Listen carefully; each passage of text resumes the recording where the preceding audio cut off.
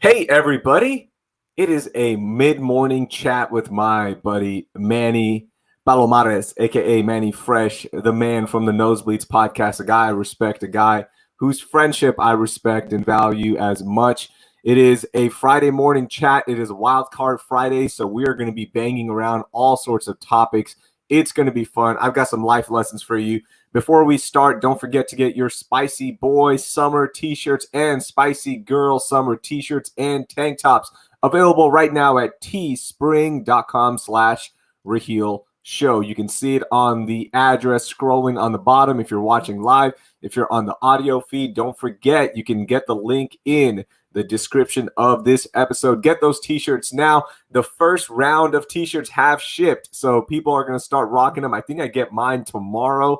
So I will be wearing mine. I'm going to be creating some content with those as well. It's the official t-shirt of the podcast. All proceeds help benefit and improve this podcast. And thank you so much, guys, for sharing this podcast. A record week in terms of listens and downloads. I appreciate all the support, but we are well short of our goal of 1,000 new subscribers by June 6th. And I know we can do it. So share this with 5 people. That's all I ask. Is you send them the link and say, hey, subscribe. You know what? If you don't, Raheel's going to go homeless. And if you want me to go homeless, then go ahead if that's what you want to do. Nah, we'll be fine. But thank you so much for the support.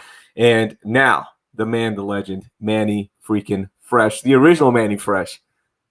Yeah, you're in as of 91, baby. Queens Intermediate, 8th grade. I think we had our 8th grade dance, and I busted out with some breakdancing moves and, kind of copied the whole Turbo Ozone dance battle in the club, and somebody yelled out Manni Fresh, and that was it. That was it. So you have officially the trademark before the actual Manni Fresh, who's one of the big winners from this shelter-in-place / quarantine because of the DJ battles he's been doing on Instagram, which they're really not DJ battles. It's just a song battle. It's like what you do in a car, right? Yeah, absolutely. Yeah, you and your buddy are driving. You got your boy in the passenger seat, and they go back and forth. And but hey, listen, props to those guys, because now more than ever we need some sort of entertainment. And there's a lot of people coming up with a lot of different things to entertain the masses that are stuck at home and maybe can't leave a bedroom, or we're a little bit too afraid to go outside. But there's been a lot of content by a lot of people coming up with a lot of great ideas to keep us entertained, man. It's pretty cool. Yeah, it's so crazy. Like, everything is sold out when it comes to podcasting equipment. Webcams are sold out. Streaming cams are sold out. Green screens are sold out, Manny. I tried to go buy a green screen the other day. I was looking online. I'm like, okay, it'll be easy. I can just go pick it up. It's probably available. Everything is sold out. And it's, you're right. People are trying to create content, which is good. We want more creation out there. We want more people creating things. But how much can you consume, right? Like, what is your consumption habit right now during this shelter in place? It's funny because I've been working shift work and whatnot. That hasn't stopped. So, and it's mostly happens at night. Like, for example, I'll give you a good example. JoJo wanted to get on TikTok, and I wasn't real sure what TikTok was about. So I downloaded it. I created an account. I started watching TikTok, and I quickly realized, okay, I have to put some filters on if JoJo gets an account, because, he's only 10. But once you put the filters on and once you click your interest in, and what some of these videos, bro, are unbelievable. Like, a lot of the people sing, they do music, they play covers, a bunch of the sports, there's really cool highlights of kids in high school, doing things on the basketball court and on the baseball field and things like that. But that's just, so TikTok really caught my attention, and now I'm kind of obsessed with it. But I don't make TikToks, so let's put that out there. You just watch them. Yeah, I think I'm considered a watcher, is what we're called, where you don't put any content out, but you watch everything. So it's pretty cool. And it's, as far as like podcasts and stuff go, I've come across a couple of new ones, supporting you, supporting Barry. Obviously, Joe Rogan is always a staple. Congratulations to Joe on his deal with Spotify. Wow, amazing. How far has it come, Raheel? Man, sitting around smoking weed with all his buddies in a living room to like $100 million contract with Spotify. So the thing with Joe Rogan I've got so many questions, because you and I have been avid listeners of the Joe Rogan Experience for as long as I can remember. Like, when I left radio the first time in 2010, 2011, roughly, I didn't want to listen to sports radio because I thought it was creatively, it had just stalled. And although podcasts were popular back then, it wasn't the stream that it is today. And I came across Joe Rogan's podcast because, being in the MMA community, I was still training. I was still going out to legacy fights. And, it was such a heavy MMA driven content podcast for a while there that everyone's like, you got to listen to this. Okay, cool. I put it on and I'm like, wow, this is so unique. It's so different because you're right. It was just Joe, his buddies, Fleshlight sponsoring it. Remember the early days of the Fleshlight? Yeah, absolutely, yes. The early days, like where they were brainstorming about On It before On It was even a thing, and they're talking about it. There was no website even, but it went from that to what it is now, $100 million deal with Spotify exclusively. It's amazing how far it's come, and I think it goes to two things that are in play here. Number one, people want genuine content. They don't want you faking it. They don't want you hot taking it. They just want good content, and that's it. And number two, it's consistency. He's always been consistent with his podcast, no matter where he is in his comedic career, his UFC broadcasting career. He always did a podcast, and he stayed true to himself in the entire thing. Yeah, he it's funny because I've seen Joe probably 5 or 6 times live, him doing stand-up, and it's always the same thing. After the show, he comes out and he doesn't just do a meet and greet, take a quick picture. Okay, thanks for coming. See you later. Like, if you can engage him in a conversation that actually pulls his interest in, he will stand there and talk to you for an hour. I mean, he's just that kind of guy. He wants to meet new people. He wants to make friends. He's like you said, he's extremely genuine. The guys he hangs out with, Joey Diaz, Brendan Schaub, the list goes on and on. Those guys are genuine guys. I actually drank a beer with Joey Diaz outside of House of Blues downtown. Get out of here. Yeah, the last time they were here, we went to go see Joe. We went in pre-show to the House of Blues and had a couple of drinks, and I actually met Nate and Nick Diaz and had a conversation with them, who are amazing guys.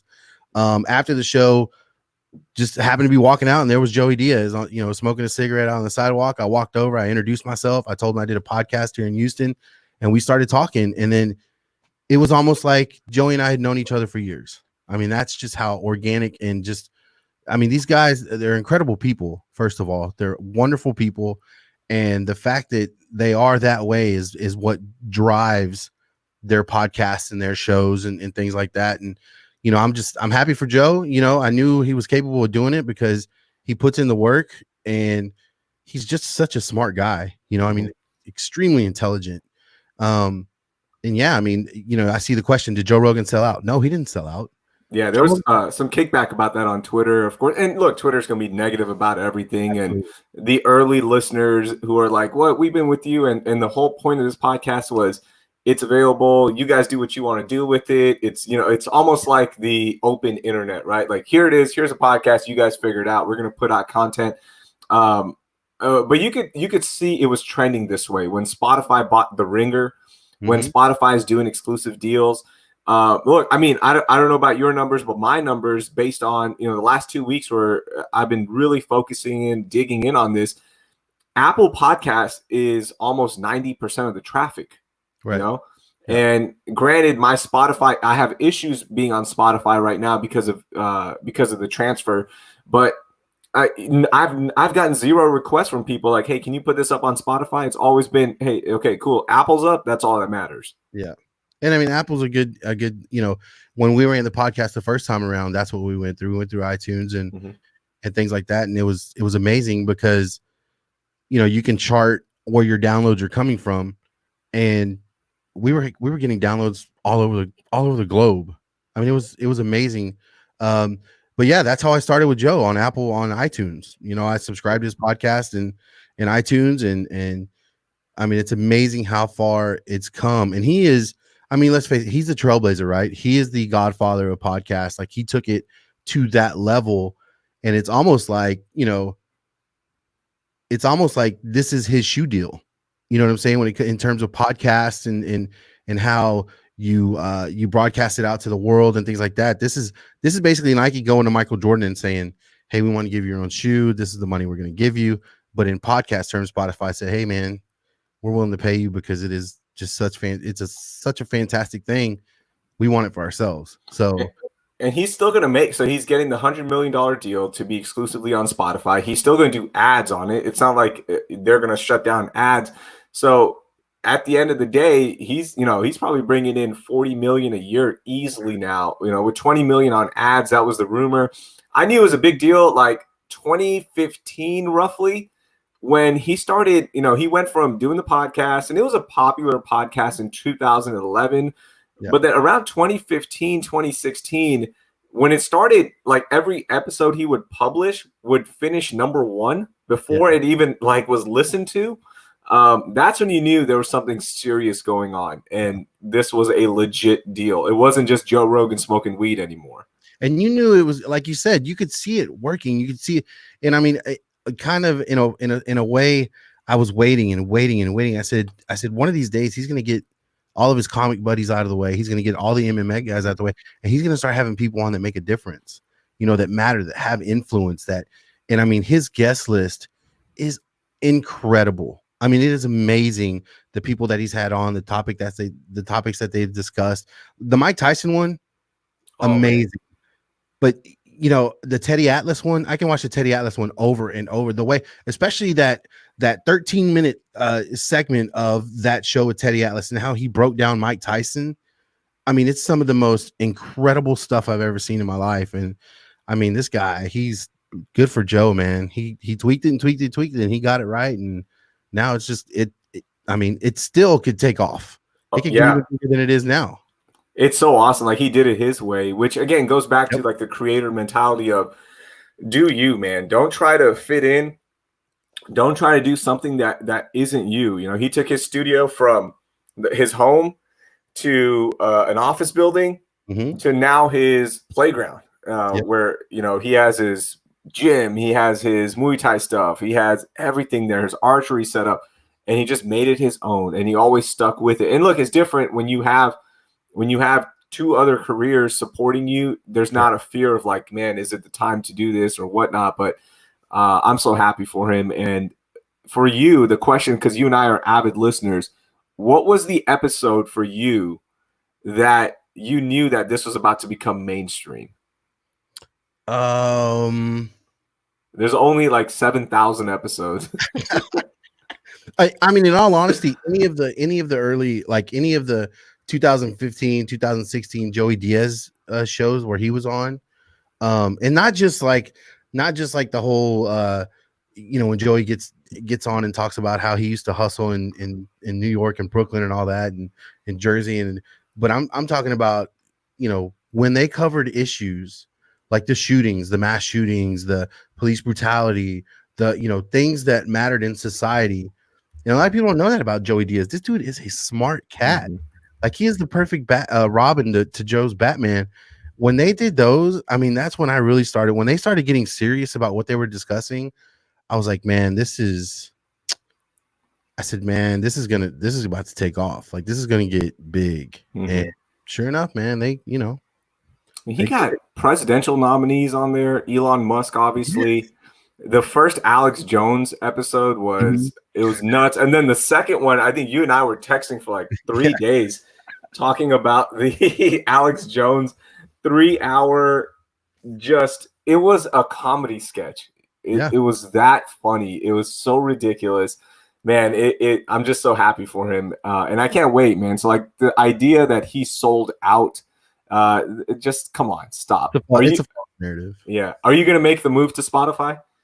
I mean, we have Spotify here at the house. I mean, I have it for the kids, mostly, but it's nice to know that I can get my music and my podcast all in the same place now. So yeah, I mean, it's no big deal. Streaming services, I mean, that's the wave of the future. We called it, dude. You and I talked about it like 10 years ago, how streaming and podcasts and things that could be treated as like an a la carte type of deal.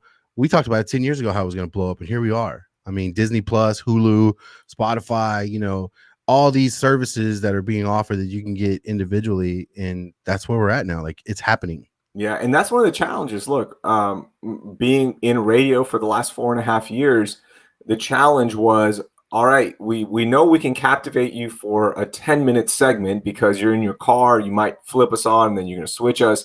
But it's how can you stay with that person and make sure that when they get to their office or when they are at home and they want something to listen to, are you going to be accessible? And podcasting full episodes of your show, back then it was like, ooh, that's not a good idea. Maybe you just do the best of stuff, right? Just a good interview, maybe. But it turns out like some of our biggest podcast numbers is because people, they can't listen. They want it on demand, like you just mentioned. They want to be able to listen to it when they want to, not based around your 10 to 12 schedule or whenever you're on air. And it has changed everything. And it's just awesome, man. It's just so cool to see everyone finally embrace this. Yep. And it was, when we started the first time around, it was kind of, podcasting really wasn't in its infancy. I would say it was more of in the toddler stage, so we got in at a good time. Yeah. And of course, the big thing, like you said, I just remember so many people, hey man, are y'all gonna do a podcast? Because I need something to listen to at work. Like it gets me through my morning at work. Y'all do 2 hours, and before I know it, the podcast is over. It's 10 o'clock. It's almost lunch, and so a lot of people used it as a way to get through their morning or maybe even the end of the day, trying to get ready to go home.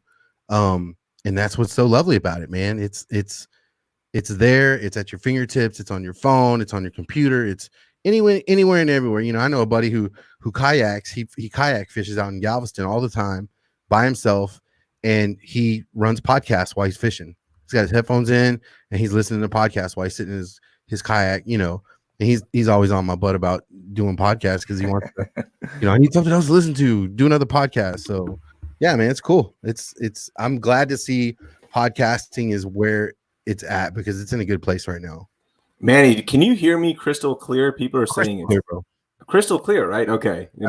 Jorge, it must be your Wi-Fi or something. So sorry about that. Okay, speaking of being on the water, since the last time we talked, you became a boat owner. Yeah, man. Look at you, Manny. Making boat moves. Well, it's let's not be fooled. I went and bought a 1999 boat, and I invested a little bit of capital, a little bit of money in it, and it's like a brand new boat, just simply because I put a little elbow grease in, I spent a little money, and it's actually in the shop right now getting some more accessories put on.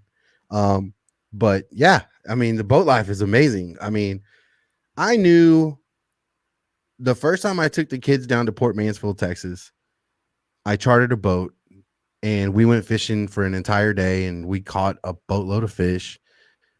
I was like, I have to buy a boat. Like the way the kids acted that day and the joy that they had. And of course, we're leaving Port Mansfield to drive back home and they're already asking, when can we do that again? When can we do that again? So I was like, okay, I need to invest because we had a boat when I was a kid and I just remember how much fun it was. And sure enough, man, like as far as long-term investments goes, like my pool is 1A and my boat is 1B. Because if we're not in the pool, we're probably on the water in the boat. That's awesome. And that's the life right there. Yeah, it's amazing, man. You don't need anything fancy. You don't need anything, like you don't really need anything fancy as long as it runs and it floats and it's going to get you there and get you back in. The kids, they could care less what kind of boat it is. They could care less, that all they know is that it goes fast and it gets us to the fish. That's it. How far out are you guys going? Right now we're staying inside the bay. We haven't broke past the jetties yet. I hadn't been able to assemble a crew of my peers or my cousins to take a ride out with me past the jetties. But once I do that, I am just to test the capabilities of my boat. I think it'll handle out. I'm not saying go 20, 30 miles out, but a couple of miles off the coast. I'm pretty sure my boat can handle it. Dude, that's the best part. Like, I don't think a lot of people, and look, I've only been out one time in terms of going really far out, like 2 hours off the coast, right? And we're so used to seeing the water on our shoreline, especially Galveston, it just looks murky and muddy. And every once in a while, the blue water will get pushed in and it looks awesome and you get that emerald.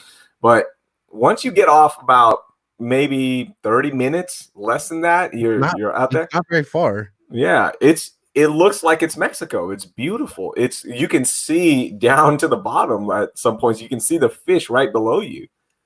Yeah, and it doesn't take. I mean, like for example, when we're done here, after the show, we're packing up and we're taking a drive down to Rockport, Texas, and we're gonna be out there for 3 days fishing. I'm not gonna have my boat, so I'm gonna teach the kids other ways of fishing. Like we're gonna surf fish, and we're gonna hopefully find some sandbars to fish from and whatnot. But I mean, even in Rockport, the water is completely different than what you see in Galveston. I mean, I think I would say that it starts at like Port O'Connor, which is like from Pearland. Port O'Connor's like an hour drive. Rockport's closer to a 3-hour drive, and then you start getting further and further down the coast. But yeah, a lot of people don't realize that once you like get more down the coast, like past I guess Victoria and on, the water is amazing. It's amazing. And I don't mind when we go down there. I don't mind actually jumping out of the boat and walking around and wade fishing a little bit and get myself in the water. But yeah, hey man, you know what they say, like cook a man a fish and he eats for a night, teach a man to fish and he eats for the rest of his life.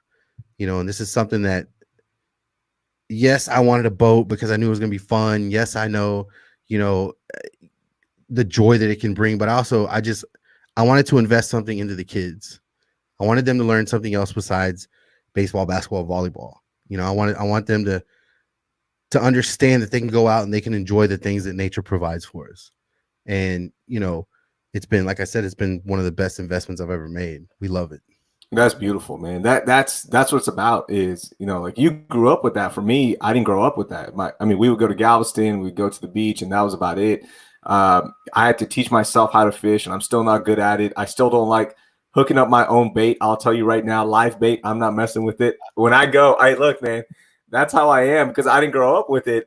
When I go wade fishing with Jackie in Bolivar, his boys hook up my bait. I'm like, I'm not touching that stuff. But like, and look, every trip, I get a little bit closer. And then anytime I catch something, which is rare because I don't have the patience, just like, okay, eventually it's going to happen. I'm like, cast, recast. Because I just want, that's how I am. But even if I catch something, I make my boy Reagan. I'm like, hey Reagan, you got to unhook this bad boy. I'm not touching this. Hey man, that's the job of a guide, man. Don't ever let them fool you. Like, hey, y'all invited me out here to go fish. Y'all are considered the guide. Guides will bait your hook. They'll take the fish off. Shit, they'll even throw your line. You have to throw your line. They'll throw your line out and say, here's your pole. Whenever you feel the fish, reel it in. That's what we did. I tip them in brownies at the end. The Goss family. That's what I'm doing. I'll tell you, the one time I went out with Brian Caswell, famous chef from here, and his brother was a guide. And I think he's in Alaska, like doing crab fishing or snow fish or whatever the hell they do up there. Yeah. And he was like, man, this guy doesn't do anything. I'm like, I'm not touching any of this. And when you come across a big mahi school, you literally just drop your rod in there, and within a second, there's a bite. Yep. And it's just a bloody mess because mahi just bleed all over. So, I'm literally dropping it, and boom, a mahi comes out, and he's unhooking them. He's trying to cast his. I'm not touching this, bro. This is not why you invited me out here. All right, you guys do the legwork here, and that's it. I got my license, and now you do the rest. It's the kids now are comfortable enough on the boat to where I don't have to worry about it. Like they can bait their own hook.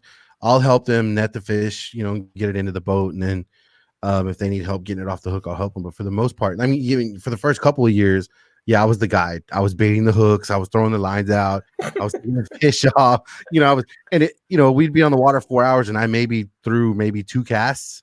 Like just simply because I was so busy with making sure that they had what they need. But yeah, now they're starting to get to, like, Jenna drives. We get on the water. I show her a point on the GPS and I go, get me here. And she drives. So while she's driving, I'm getting fishing lines ready.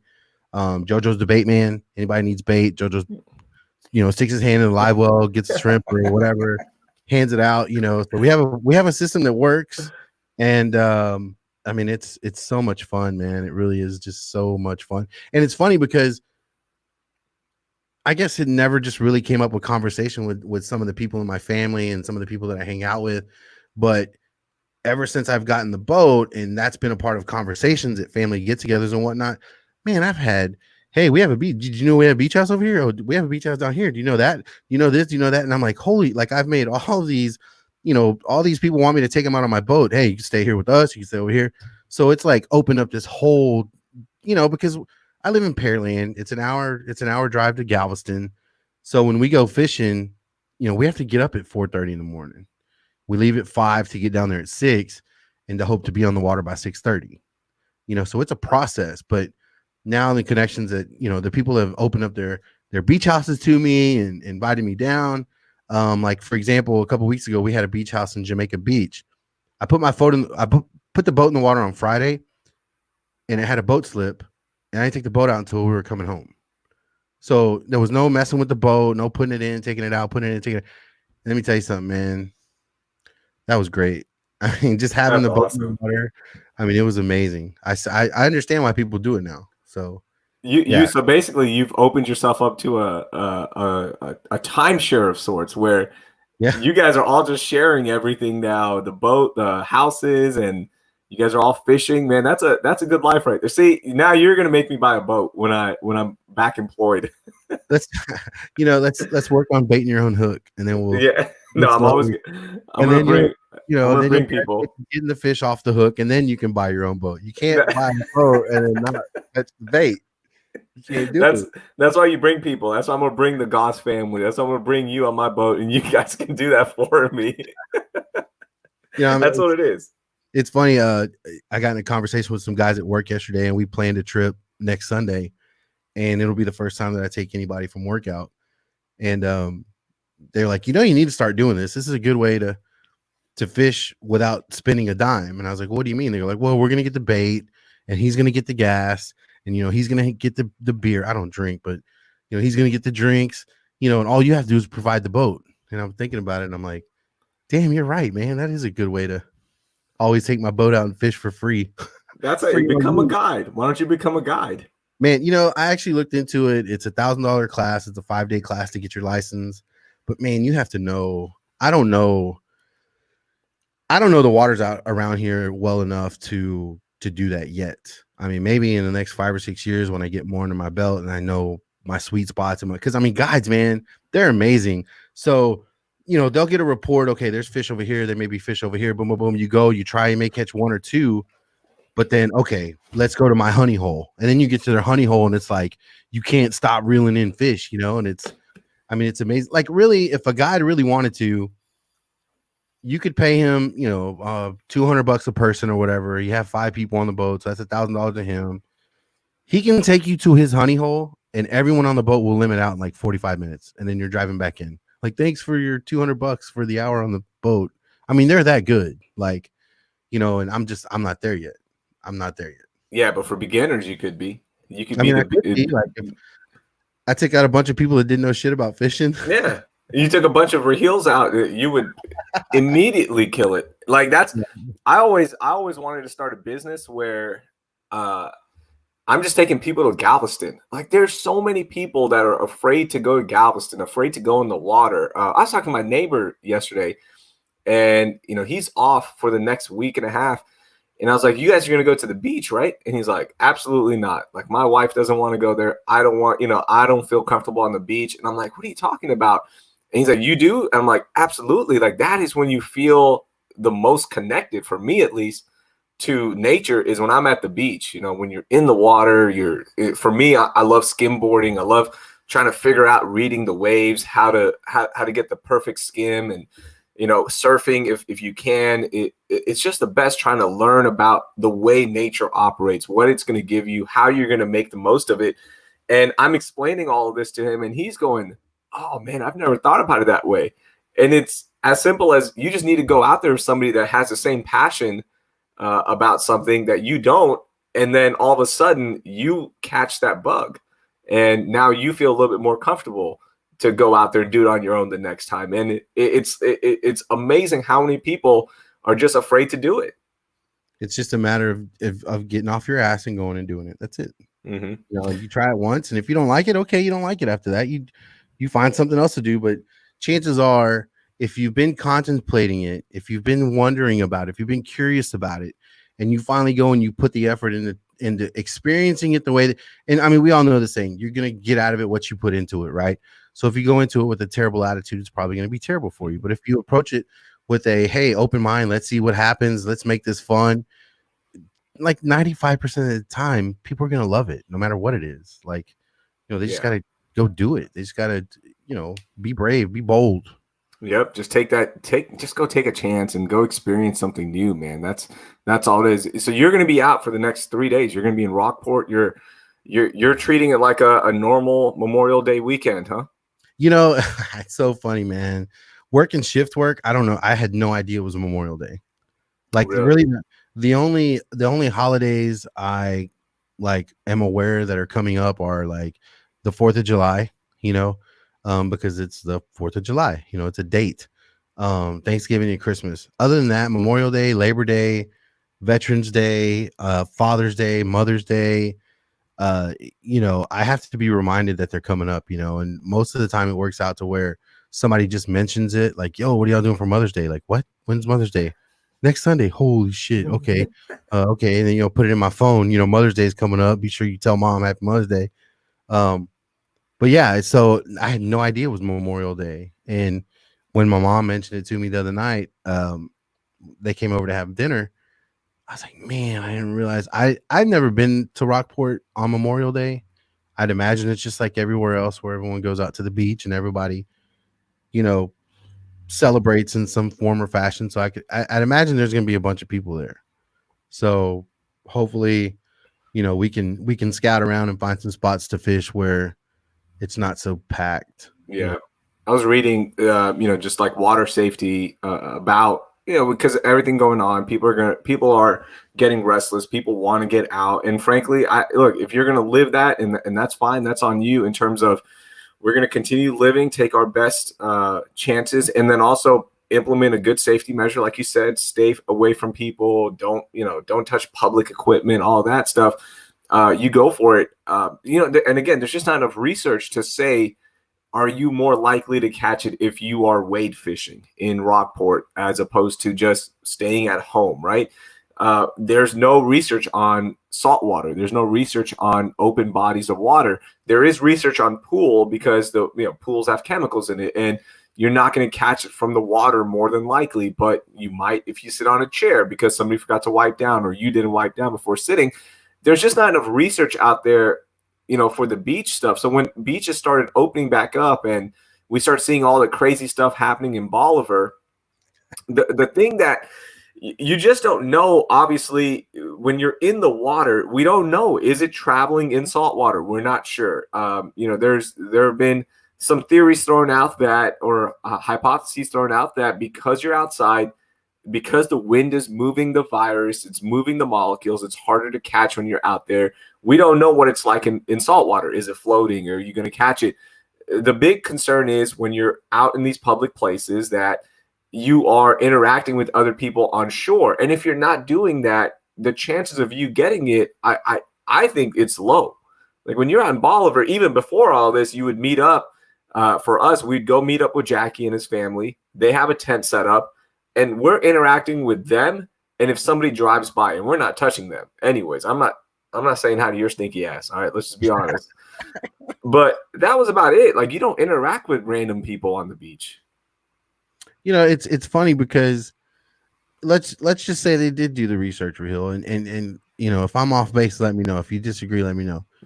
But it seems like the research and the studies that have gone on and the information that's been passed on to the public from those researches and those studies, doesn't it just seem like the other side is going to contradict what that side had come up with in their studies and their researches? I mean, right now we're in a time where, hey, we research and it's best that you wear a mask, and then the other side comes on and says, well, it can be detrimental to your health. You really don't need a mask as long as you social distance. Like there is so much contradiction going on in the information being passed on to the public over this coronavirus. I've reached a point where I'm like, I don't know what to believe. I don't know who's telling me the truth. I don't know who's really doing the research. I don't know. I don't believe anything anybody says. I don't listen to what they say. I saw my mom go through it. I've seen a really close friend of mine's daughter go through it, and it was like both of them had bronchitis. Now, is it different for different people? Absolutely. But what I've experienced from it, and I think I actually had it. We went to, Really? yeah, in February, we went to Orlando. Jenna had a volleyball tournament, and we spent 3 days in Orlando. I left there and flew straight to Vegas and spent 3 days in Vegas. Right. And then, and I mean, this is like right before, this is on the like, this is like days before they were like, okay, shut everything. Right. I went to Vegas and I came home. When I came home from that trip, dude, I was sick. I was sick for like 6 days. And every symptom that you talked about, I had. And all I did was I drank like 2 bottles of NyQuil over a 5-day span. I took a leave. I put Vicks on, the old Mexican remedy of Vicks all over your body. I did that. And yeah, I was down. I was out. I was hurting. I was coughing. Never went to the doctor. Never, never thought that my life was in danger. I was just miserable. And, a week later, I came out of it, went back to work, and everything was good. So I'm pretty sure I had it back then. Like, I'm pretty sure I had it the first week of, like, the first or second week of March. And if that is the case, and I believe I did have it because I lost taste, I lost sense of smell, I had fever, cough, blah, blah, blah, blah, blah. Hey, we're going to be fine. Okay. If you're, obviously there is a staple of people who don't need to go out and risk it. The elderly, the people with underlying conditions, things like that. If you're not really taking care of yourself, if you're not really in a real healthy state, stay your ass at home. It's that easy. Just stay home. You can't have fun with us because of what's going on. It would be smarter for you to stay home. But, I'm looking at it as, hey, I think I've been through it. I've experienced 2 people that are really close to me go through it, and they came through fine. My mom, she had it. She's a diabetic who works really hard to keep it under control, and she does all the right things and the right diet and all that. And I'm positive that helped her out as far as getting through it.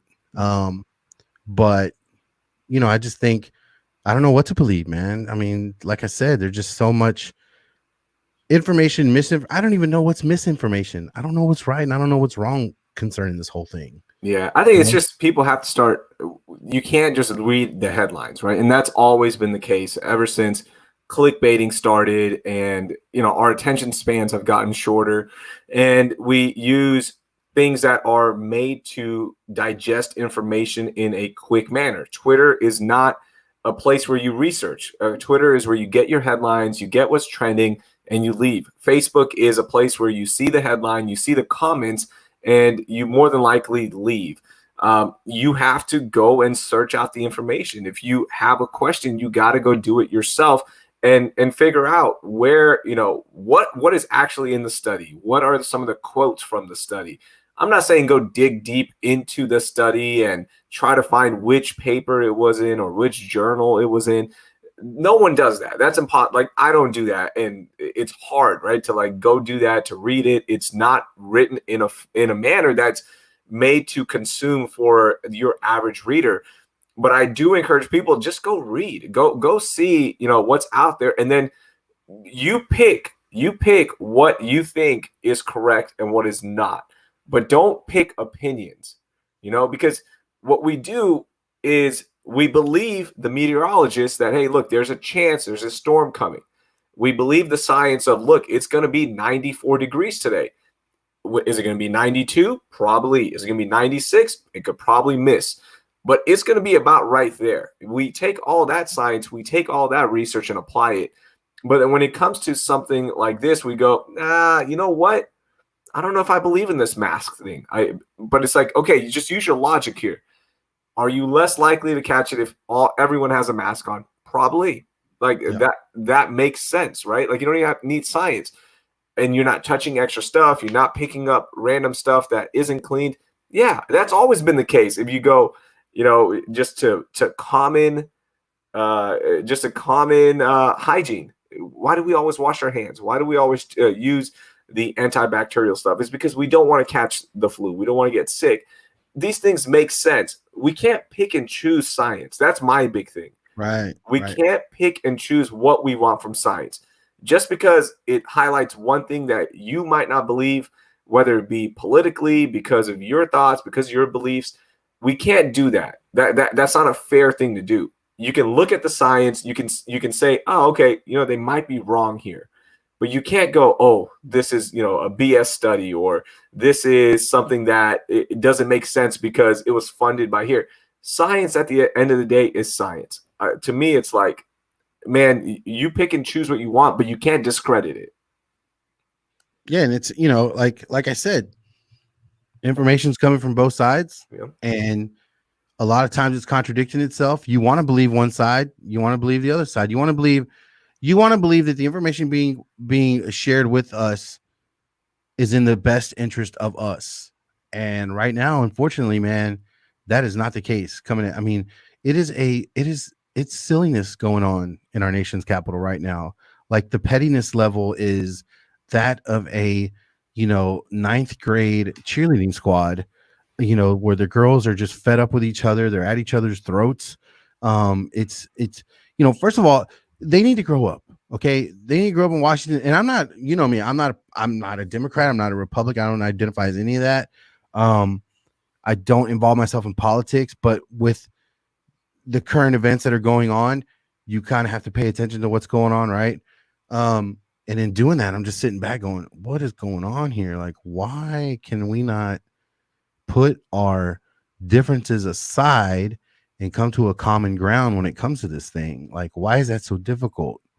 Like, if it is as tragic as y'all are making it out to be, which it's not, are you telling me that y'all can't come up with a stimulus package that doesn't include half of the shit that you have on your agenda when you run for president? Like, what are we doing here? This shouldn't be this difficult. If we all process what's going on and think about taking care of each other as human beings, all the other agenda stuff you shouldn't even be thinking about that. And that's, it's funny because I talk to Democrats and I'm like, yo, man, your party sounds really stupid, and then turn around and guys like, yeah, that's why I need to be Republican. Yeah, no, Republicans sound pretty stupid right now too. Y'all all sound like idiots right now.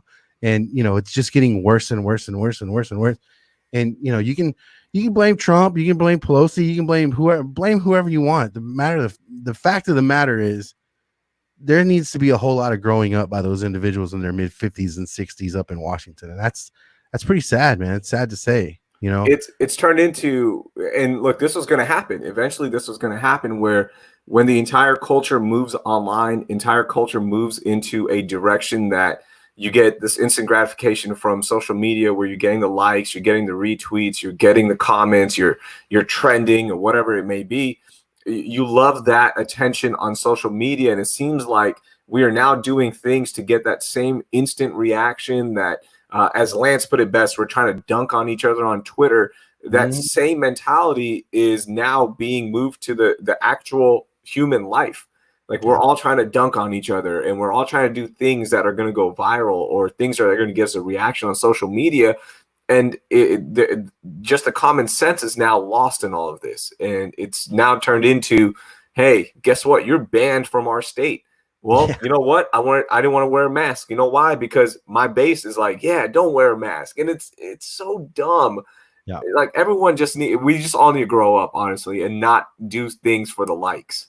And I'm wondering, because my parents' generation, at least from the people I know from that generation, are great people, right? Like, I mean, I'm talking like my friends' parents and I thought that generation was going to be the correct all to what was going on in our country. I thought we were going to be able to lean on those, and come to find out that no, man, it's quite opposite. It's not, I mean, obviously we're generalizing because we're letting the government represent the people, but that's not, we know that's not the case. But the people that matter, the people that, and I think as a society, the one thing that we forgot is they work for us. We don't live for them. They work for us. Like, we, the people, pay their salaries. We, the people, vote them in. We, the people, should have more control over what goes on in local governments, state governments, and then, the big government. But I don't know if we've forgotten about that, or if we're just so passive now as a society that, oh, well, whatever. Okay. It's like, Um, yeah, but no, you do feel helpless, right? Like if there right. is something that you want to change, what are you gonna do? Call your congressman? You're gonna call your senator and play that pipe dream of, yeah, you know what, my call matters. There is some of that, and it's true. Like, what am I? I'm gonna call my senator right now and tell him, hey, I think you should do this. Okay, that's one call, and I get it. You can play the game of, hey, let's get 1,000 people to do it. They're going to do what they're going to do now. It sucks. The only way you can change any of this is the ultimate way, and it's go vote. Go rally people to vote and make sure you exercise your freedom to vote. And if you're passionate about something, try to make that change in terms of the vote. Like calls aren't going to do it to me. Like that is silly. And then one thing that you said, like the people of that generation that are in there, the people in power, you gotta look at who's around them. Like being around somebody that works in politics, he's younger than me, and people that are on the staffs of these congresswomen and congressmen and senators and everybody, they're younger people as well. And it's as simple as me going up to somebody going, look, hey, they just did this on Twitter. I think we should do this. Hey, I think they just did this on Instagram. I think we should do it. Or we got to respond with a little snappy tweet. You can't tell me Senator Cruz is over there thinking of all these witty tweets and trying to, dunk on people on Twitter because that's just him. That's not him. And it's so that's why this generation that you're talking about has now turned into social media, because the people around them they're young. They're not older people. and it breaks my heart, man. It really does, to see Lena Hidalgo and Cortez, and finally the younger females that had that have earned the opportunity to be in the positions that were normally run by men, and now because let's face it, I saw a meme the other day, and it's amazing how relatable these memes are now. It says, okay, men have had their chance at presidency. Let's put a woman in to see what happens. Like, I think it's a woman's turn. Well, the fact of the matter is, it's females have been capable for as long as men, but you know, uh, but for them not to be aware of situations and audience and temperament, and then just to come out and say things that are like, really, you really didn't think about what you were going to say when you said it, right? And then the whole, like, it happened here in Texas between Mayor Turner, Greg Abbott, and Ladina Hidalgo. It honestly looked like they were standing at the edge of the driveway having a pissing match. Who could pee farther? Yeah. And that was embarrassing, man. That was like, are you really serious? Like, y'all can't get on a phone conference or a Zoom. You have all these channels to be able to connect with one another personally, like you and I are doing right now, and discuss what we think needs to happen. Hash out, find a common ground. Do something that's best for the public. And yet here they are. They're pissing on each other in the media, press conferences. And you're just sitting back and you're like, and we're supposed to be Texas, man. We're Texas, right? Like, we're the beaming light of America. Like, we're the example, right? We should be the example. And you have, people, having pissing matches in the media over what needs to happen in their respective cities and counties and things like that. And it sucks, man. It sucks because I don't know if these people understand that they had a really great chance with this situation to really just stand up and shine. They had an opportunity to shine, to where they would be revered for years to come because of their leaderships, because of their decision making skills, because of their open mindedness, because of their compassion, all of these things. And they totally shit it away, man. Like, it's embarrassing. It's a lot of people. Like, I used to laugh at a lot of people going, "Whoa, America, I don't know. I'm getting worried. We're in a bad spot. This could go bad for America." It's whatever. We live in the greatest country in the world, right? Ha ha ha. But now it's like, because of the actions of these politicians and the way that they've acted in public. Hey, Bane. You can hear him? Wow, Yeah, this mic picks up everything. Because of how they're acting and how they're carrying themselves and what an absolute circus it appears to be. like I am starting to get worried about what's going on, man. Sure. You don't think there's people out there on the other side of the world looking at us going, right now is the time. If we want to take over, if we want to invade, if we want to, a lot of people like, let's get real, Manny. If they invade, they're going to lose because we have the greatest military in the world. Do we have the greatest military in the world? I'm a vet. Do we have the greatest military? How are we sure that we're being told the truth as far as military advancement and capabilities? Like, they lie about everything else. We don't know that I don't know. That I'm gonna take your opinion for. I haven't done my power rankings on militaries yet, and like really dug into it. But you're right. Like, but again, the counterpoint to all that is China telling us the truth? Is North Korea telling us the truth about what they have? This is all a game, man. This is all turned into, all right, we got to put some fear in their hearts, and that goes back to primal days, right? Like what. Imagine tribes seeing each other from across the valley, and you're just trying to put up a front. You're just trying to put all your weapons up front to scare off the other tribe. Who knows? Just think of it this way. What if all of this happened in conspiracy theories? You can either love them or you hate them, whatever. I'm indifferent. I'll listen. I'll listen. They're not going to make up my mind. But, but what if North Korea and China and Japan and Russia are over there going, hey, you know what we learned about all this? We learned that America is not as together as we thought they were. Like the division in parties and government. I mean, there may be an open door here. Just read the comments on social media and how their citizens detest one another because one wears a blue hat, one wears a red hat, and I mean, hey, all it would take is just a little bit of propaganda to turn this group of people this way and a little bit of propaganda to turn this group of, we are probably at our most vulnerable that we've been since Pearl Harbor. And that was just because of laziness. Pearl Harbor was lazy. They had the information. They knew it was coming and they just sat on their hands. The big fear is when the blue and red stuff bleeds into the agencies that are protecting us. When it starts turning into a political back and forth with the FBI, when it starts turning into an issue with the NSA, with the CIA, whatever it may be, that's where it gets scary. Like when it's the general citizens, you know what? That's going to happen. We're all going to represent teams. That's always going to be there. And sometimes it's going to be more heated. Sometimes it's going to be less heated. The scary part is when that bleeds into the agencies that are protecting us. Now you've got me worried. Now you're making decisions because a Democrat gave you a tip, and now you're going, you know what? Yeah, but I'm a conservative or I'm a Republican, so now I'm not going to follow up on this. And that's a worst case scenario, and you would hope that it's not played out like that, but who knows, man? Power's a weird thing. It just feels like after 9/11, after we got Osama bin Laden, it just felt like America as a whole, although there was a divide starting to happen, that because of those significant events, like it was just like wind came and pushed everybody back together. We were happy, we were patriotic, we looked out for each other.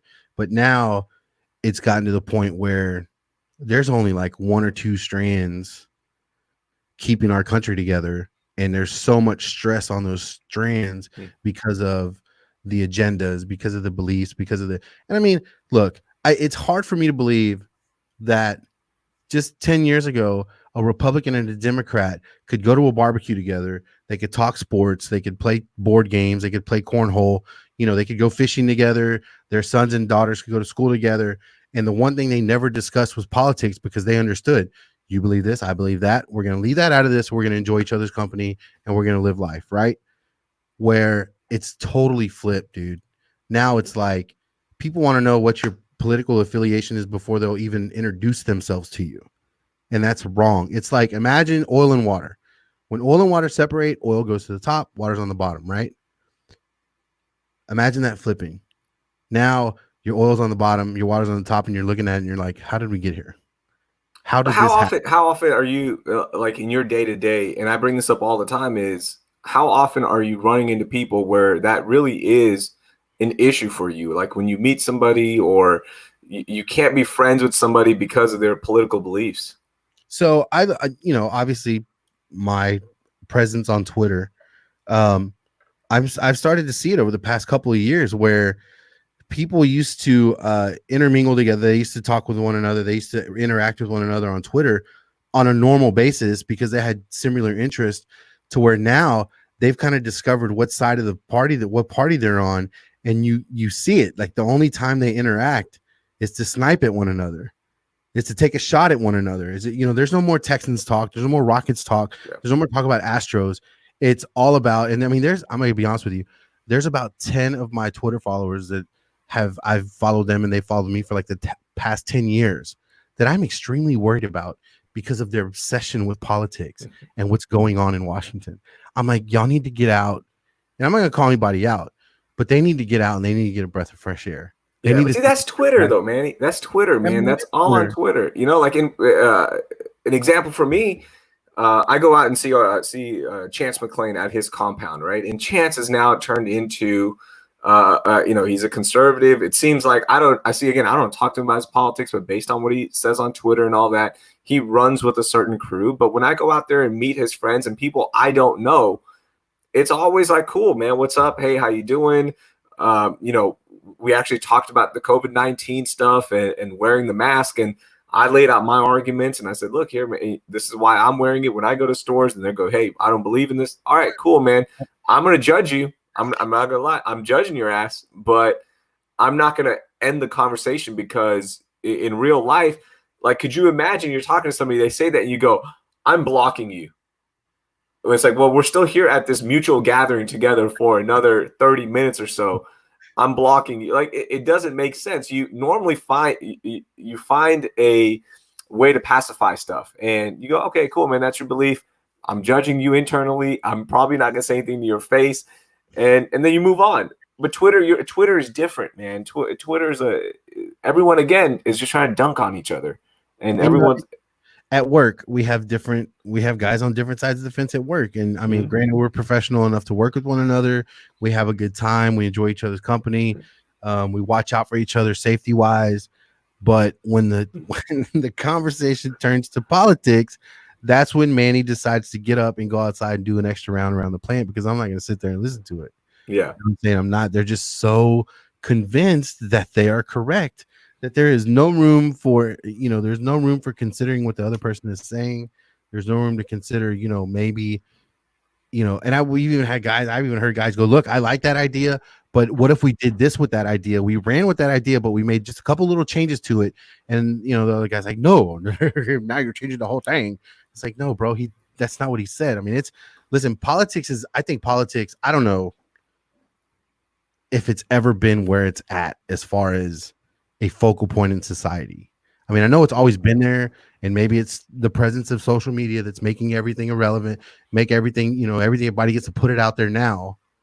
But man, it's great. Remember Chappelle's bit about somebody asking about politics and what? How dare you? But then they talk about everything else in their life. I had my wife been over the bed. Yeah, it's like that's how it was. That's how it was 15 years ago. Hey, two things I want to get to because we are about to run out of time here. You've got a busy day ahead of you. Christopher Nolan, did you see he released a new trailer for Tenet, his new movie? Did you watch it? I did not. See, that's what I'm talking about, Manny. Are you a fan of Christopher Nolan? I am a fan of Christopher Nolan. And as a matter of fact, I told myself I need to watch this trailer. I just hadn't got around to it. Okay, I'm going to convince you not to watch it because here's an exercise that I do. It's called the no trailer order. Okay, don't watch trailers of people's work that you respect in the movie industry.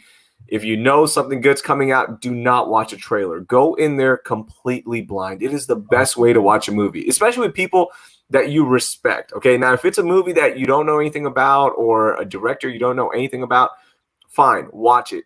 I did it with Once Upon a Time in Hollywood, and it was fantastic. Like, I knew the premise of it because you hear about it, you read a little bit about it, but I went in completely cold. Like, I had no idea. And I did this with The Dark Knight, and it's still the greatest movie experience ever because I had no idea what the storylines were. I had no idea which characters are going to be in there.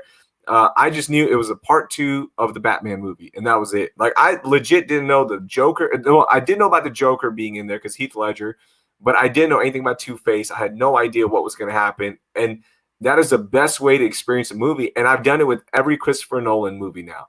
I'll go back and watch the trailers after I watch the movie, and it's awesome. Then it's great. Like I did it with Interstellar. I did Inception, everything. You just go in completely cold, man.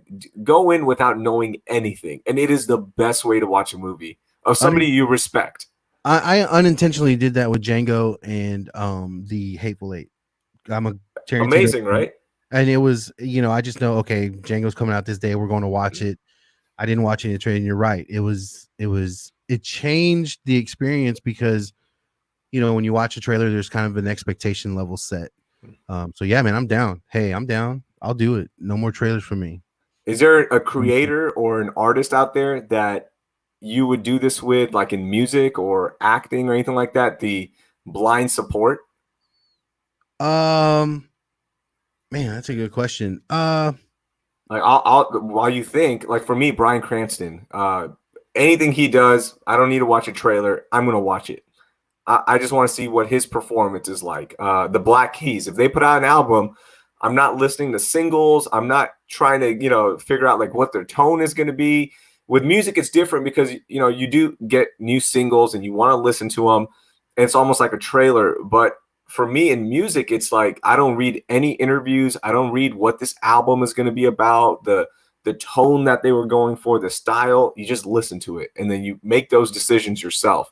Kid Cudi's another one. He just put out a new song. I listened to it and his new album. I'm just going to, you know what? I'm not reading about what your influences were and all that. I'm just going in cold. And it's so much fun that way. I did that with the Kamikaze album with the Eminem. I had no idea he was even making it. I had no idea what was coming out. I got on iTunes one day to buy a song for Joseph and I saw the Eminem album. And I was like, whoa, what is this? I bought it, just on a whim. And turns out Royce 5'9" can really rap, dude. That guy's amazing.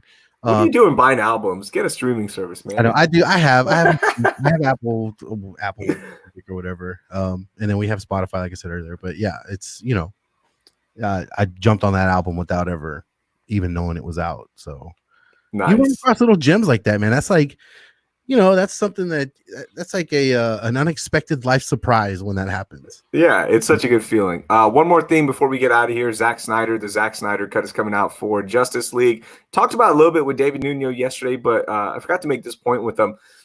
This is a good exercise in knowing that your voice in terms of entertainment, in social media, like it does matter. Eventually, the people in charge are going to hear your demand for it, and you keep voicing it, man. Like everyone keep tweeting at Dr. Dre and Aftermath and be like, yo, when is Detox coming out? Can we please get Detox? But the Zack Snyder cut, I mean, it was talked into existence. I think that's a $20 million budget to reshoot, redo scenes, whatever they need to do. And it's going to happen. And again, this was like a 3-year project. It felt like where every day somebody's trying to write something new about the Snyder cut. And it was talked into existence. And I'm telling you, like people in charge when it comes to entertainment decisions, not voting, guys, and calling your senator and all that, or at least your senator, people are listening. People do notice that, okay, these trends on digital do reflect what people care about, obviously, and people will listen or support it. It's crazy because I was on TikTok the other night and this FedEx driver, make a long story short, because I know we're short on time.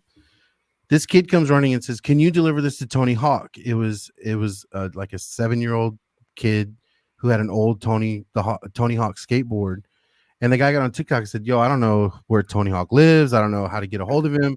TikTok, can you guys help me out? This kid wants Tony Hawk to have this skateboard," and he used TikTok. Boom, Tony Hawk's on TikTok. Yo, Cooper, I just got your skateboard, and to return the favor, I'm gonna send you 3 of my skateboards, and hopefully one day we get to meet. And I was like, that is amazing. Some random ass FedEx driver got on TikTok, told the story, and 3 days later, Tony Hawk's on TikTok responding to the kid, holding the skateboard that the kid sent him, and then Tony Hawk's in return. I was like, this is amazing. I mean, this is incredible. And hey, man, the influence of social media. It's so funny. I wonder how many cool stuff, cool stories like that, cool things that we've missed out before social media, right? Because now we get a chance to learn about it. Like how many cool things that we miss out and cool celebrity interactions. And every once in a while we'll get a story, hey, when I was 10 years old, X celebrity did this for me or whatever. But man, just imagine how many of those cool moments we missed out on because we didn't have social media. I know. And it's amazing, man. It can be an amazing thing. It can be an amazing thing. All right, we are out of time, man. Manny, thank you so much for the stimulating conversation. It's always fun to have you on the podcast.